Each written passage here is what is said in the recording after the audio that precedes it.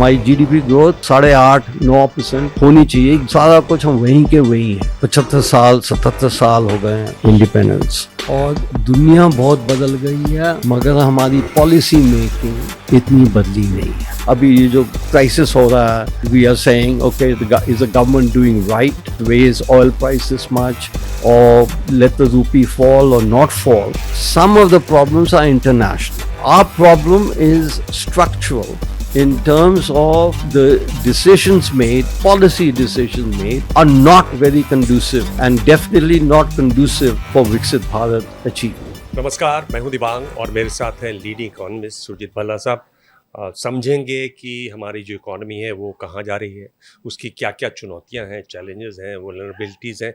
Sir ये बताइए कि चूंकि ये डिजिटल प्लेटफॉर्म ज़्यादातर यंगस्टर्स के लिए होता है, आजकल जो यंगस्टर्स में आदत है कि भाई अभी लोन लो, खरीद लो, बाकी की चिंता मत करो, वो कहाँ ले जाता है? एक इकोनॉमिस्ट के तौर पर आप उसको कैसे देखते हैं? तो आप ये कह रहे हैं कि यंगस्टर्स ये सोचते हैं और हम उन्हें कहते हैं कि जो खरीद लो, मैं समझा नहीं पूरा कि मतलब what are we getting at कि आप दे आर नॉट या they buy now pay later वाली बात को ज्यादा करते हैं। अच्छा, you know, first of all buy now pay later, उसमें nothing really wrong with it. What I think you want to achieve is if they are productive, have wages, it's not based on freebies that they are buying now, pay later. That's the problem. And I don't know whether that is, actually there's an interesting bit on when you asked about youngsters. If you look at the unemployment rate को अगर हम देखें, हिंदुस्तान में जो मर्जी देश आप choose कर लो, चीन ले लो, पाकिस्तान ले लो, बांग्लादेश ले लो, ब्राज़ील ले लो, सारी दुनिया में यंगस्टर्स की जो अनएम्प्लॉयमेंट रेट है वो 15-20-25% है। और चीन ने अब ये कर दिया है, साल हो गया, कि हम पब्लिश भी नहीं करेंगे data. So I think what we don't recognise, I think, in India is that we have to distinguish between a global problem. For example, abhi ye jo crisis ho raha hai and we are saying okay, is the government doing right by the crisis, raise oil prices much or let the rupee fall or not fall. I think that's missing the point. We have to get to structural, because a crisis affects all countries and all countries will respond, and that I think lets the government off the hook कि भाई देखो, हम ये crisis है, हम उसका सुधार रहे हैं, तो आप हमें बॉदर मत करिए। तो our problem is structural in terms of the decisions made, policy decisions made are not very conducive to strong growth and definitely not conducive for Viksit Bharat achievement.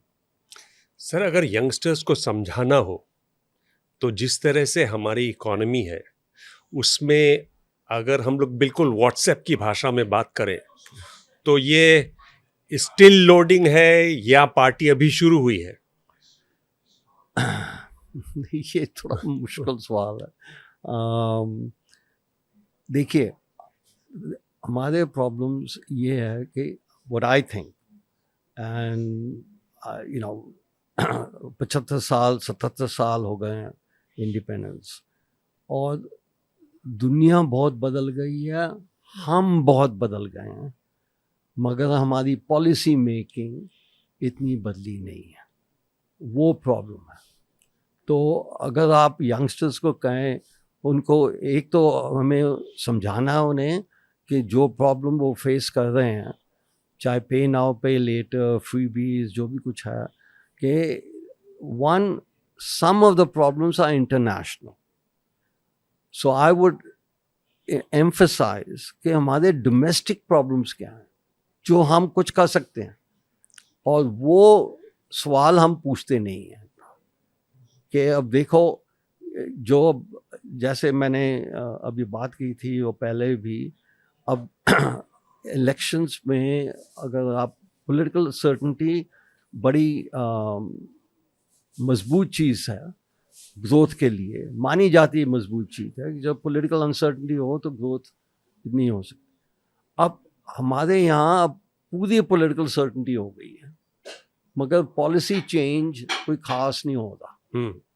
वो मेरे को तो, अगर आप यंगस्टर्स हो, आप या मेरे जैसे अडल्ट हो और व्हाटएवर, के we have to think why is it that the government, present government, having achieved spectacular, unprecedented success in politics, electoral success, in electoral politics, is nowhere close to that in terms of economic achievement.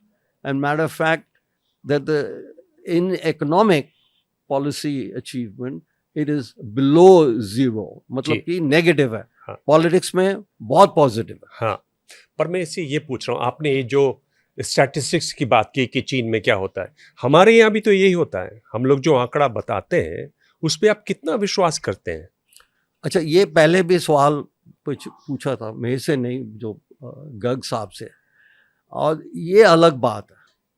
अब मैं जानता हूँ अरविंद सुब्रमण्यम और बाकी सब कह रहे हैं कि हमारे डेटा जो है बहुत क्वेश्चनेबल है। अब इसके ऊपर मैंने कोई 6 साल पहले, अगर आप इंडियन एक्सप्रेस में जाएं, 2018 में मैंने जब अरविंद सुब्रमण्यम 2019 में जब अरविंद सुब्रमण्यम पहले आया था, हाँ। इस थीसिस पे जी, और वो काफ़ी माने हुए इकोनॉमिस्ट हैं, तो मैंने वो बड़ा सीरियसली लिया कि देखो जो वो कह रहे हैं ठीक है कि नहीं है। तो उनका जो मेथड है वो मैंने अप्लाई किया कोई 85 कंट्रीज पे। जी, तो द कंट्री जो कौन सा देश था वो जो was doing the worst according to Arvind Subramanian's method, Germany. It seemed that his method pointed to Germany overstating its GDP the most, and India was average. So I think that is, this is what I was trying to say. We let our policymakers off the hook by criticizing them for things that we should not, which are incorrect. What is correct in terms of the data? For example, yesterday NFHS data release हुआ और परसों हुआ था। परसों, हाँ। अब उसमें 5-6 चीजें वो नहीं रिलीज कर रहे। हाँ। अब one of those is something that I have worked on, was sex ratio at birth. अब वो कह रहे हैं कि इस टाइम हमने इस सर्वर में सेक्स रेशियो एट बर्थ, अब कौन सोचेगा, अरे why are we stopping? तो उन्होंने नहीं किया। हाँ। उन्होंने ये सवाल पूछा ही नहीं। हाँ। वो इसलिए वो कहते हैं जी सेक्स रेशियो एट बर्थ तो बाकी डेटा कलेक्ट होगा। अरे भाई, सर्वे का यही तो मजबूत चीज़ है सर्वे में कि आपको काफ़ी इंफॉर्मेशन है हाउस होल्ड की, डिसीजन मेकिंग की, और वो नहीं हम। तो ये हमारा प्रॉब्लम है कि we don't believe, and the present administration believes less in data than any administration in India. Sir, आप देख लीजिए, 1881 से 1881 से हम अपनी आबादी जनसंख्या गिनते हैं। इस बार हमारी जो आबादी हमें आज मालूम है वो 2011 की है। आपने पिछला नहीं किया, कहा कोविड है। उसके बाद से 138 देशों ने वो अपने गिन ली आबादी। हम लोग आबादी तक भी गिनने को तैयार नहीं है। छुपाना क्या चाहते हैं? यहाँ आप जो कह रहे हैं बिल्कुल, I have said the same. There is no imaginable reason why we delayed beyond 23 was a maximum, कि 23 में हमें करना ही करना था, बहुत ज़रूरी, और हम 27 में कर रहे हैं, और कुछ हमारा रीज़न हो गया, डीलिमिटेशन हो गया, ये हो गया। तो दिस इज़ वही मैं कह रहा हूँ कि हम जो डिसीजन मेकर्स हैं हमारे, हम ये सवाल नहीं पूछते पूरी आज़ादी के साथ कि ये क्यों हो रहा है। तो आप, ये तो पॉलिटिकल डिसीजन था, इकोनॉमिक डिसीजंस के ऊपर हम सवाल नहीं पूछते। तो यही अब ये क्यों हो रहा है, कैसे हो रहा है, मेरे को समझ नहीं आता. But it should not happen and it is everywhere in the world. आपने जो बिल्कुल बात की कि दे डिड दिस, हमने नहीं किया. एंड अगर कोई माना some reasonable reason was given, फिर तो मैं मान लेता हूँ. वो 21 में होना था, अच्छा 22 में भी कोविड हो गया था थोड़ा सा, ये जो भी कुछ है, वो 23 में तो 100% होना चाहिए था ना, अभी तक नहीं हुआ. सर क्या अब शुरू कर दिया उन्होंने. अब हाँ जी सर, क्या इसकी अगर बड़ी वजह देखें तो ये भी एक तरीके से इकोनॉमी जो है वो भी एनवायरनमेंट जैसी चीज़ है.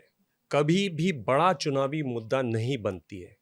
जब तक वो मुद्दा नहीं बनेगी उस पर हमेशा लोग पर्दा ही डालते रहेंगे. ऐसा आपको लगता है, ऐसा महसूस होता है?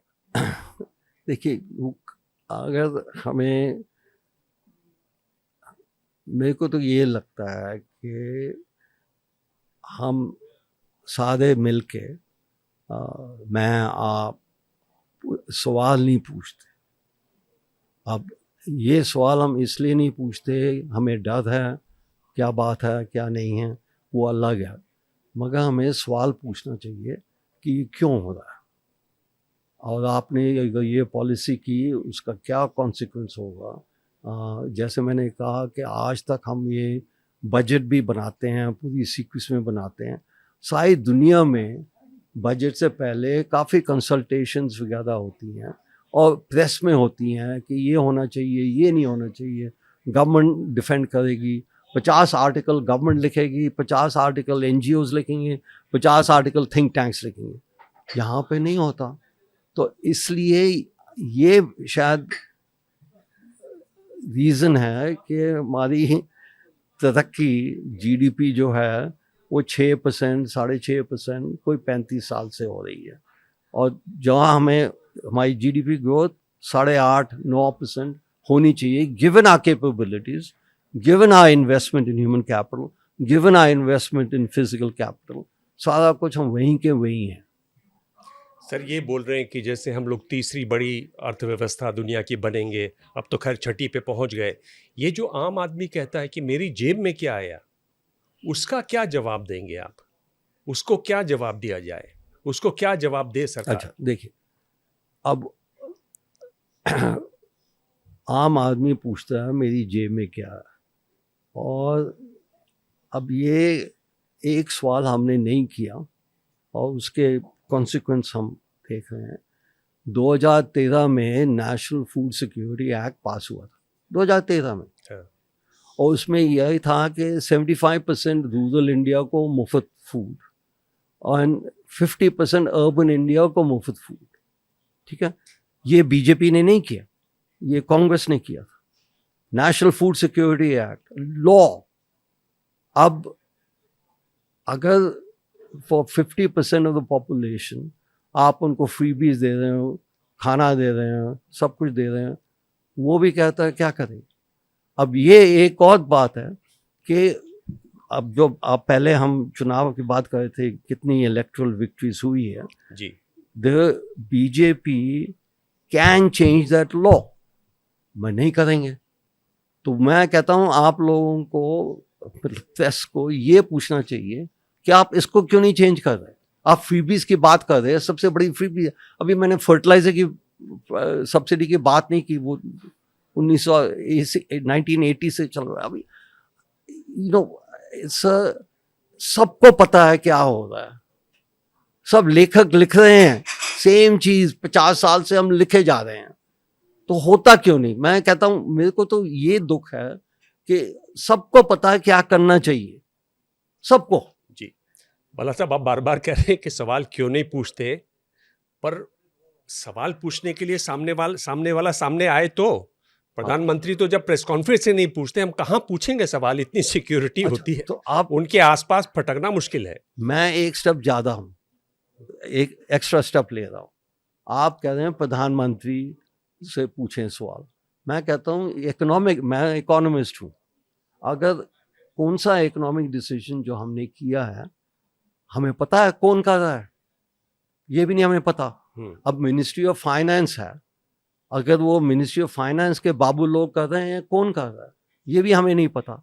और उनकी क्वालिफिकेशंस क्या हैं करने के लिए। ये क्वालिफिकेशन कि मैं IAS का हूँ, और फॉरेन सर्विस के जो हैं, देखिए जो मैं IFS का हूँ, मैंने वो पास किया था, जो एग्जाम की मेरी में वो रैंक है, इसलिए मैं यह तरक्की कर रहा हूँ। ये क्या है सिस्टम, इसको पूछिए। मैं बिल्कुल मानता हूँ प्रधानमंत्री को पूछो, मगर बाकी ये पॉलिसी मेकर्स हैं, मेरे को तो इसका सबसे ज्यादा दुख होता है जी। तो आप जो मैंने पहले भी कहा जी कि मनमोहन सिंह जी ने और मोदी जी ने दोनों ने कहा कि हमें लैटरल एंट्री चाहिए, हाँ, वो एक दिन नहीं हुआ। भल्ला साहब, आखिर में चूंकि डिजिटल प्लेटफॉर्म युवाओं के लिए है, यूथ ज़्यादा इसको देखते हैं, जुड़ते हैं इससे, अगर एक स्किल हमारे युवा को, भारतीय युवा को आज सीखनी चाहिए, लास्ट क्वेश्चन, तो वो क्या होनी चाहिए एक स्किल? देखिए, ये स्किल का, आप स्किल की बात कर रहे हैं ना, अब वेरी सीरियसली इसका जवाब मैं दूंगा। हर देश में पॉलिसी मेकिंग में जो भी मार्केट ओरिएंटेड इकोनॉमीज हैं, हम मार्केट ओरिएंटेड ज़्यादातर, तो टेक आउट कम्युनिज्म, वहाँ पे मार्केट देखता है सिग्नल। पॉलिसी मेकर नहीं कहता कि तुम ये AI में जाओ, तुम इसमें जाओ, तो उसमें जाओ। ये भी हमारा प्रॉब्लम है। हम जी अब स्किल करेंगे, हाँ, और स्किल के लिए हमने डिपार्टमेंट भी कर लिया, मिनिस्ट्री भी कर लिया, सब कुछ कर लिया। ये प्रॉब्लम है कि हर चीज़ के लिए हमारा बाबू सोल्यूशन है। जो बाबू बनाएगा, क्यों बनाएगा, कैसे बनाएगा, उसका कुछ नतीजा होगा नहीं होगा, उस पर नहीं जाते हैं। तो जो आपका फ्रैंक आंसर है, हमें यूथ के लिए, चाहे जिस मर्जी के लिए, गेट द मार्केट गाइड। हम मार्केट को नहीं इस्तेमाल करते। हम ये कहते हैं जी हम सेल्फ सफिशिएंट हो गए, ये हो गए। अगर सेल्फ सफिशिएंट हो गए, बाबू बनाएगा ना डिसीजन, मार्केट नहीं डिसाइड करेगा। तो I am sorry to sound like a market reactionary, but we need a little bit of market and then you will see how we can improve. Bhalla ji, आपसे बहुत बार बात हुई और आप हमेशा सीधी बात करते हैं। बहुत बहुत धन्यवाद। Thank you much.